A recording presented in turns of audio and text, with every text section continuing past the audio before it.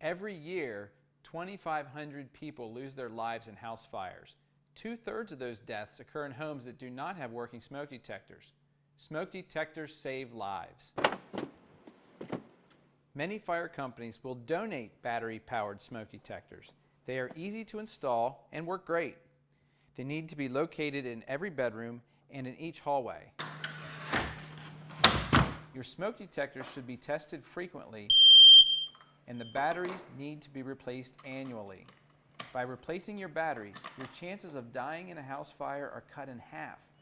85% of people who are killed in house fires with smoke detectors had missing or dead batteries. Install smoke detectors, replace your batteries. You can replace a battery, you cannot replace a life, and you can do it.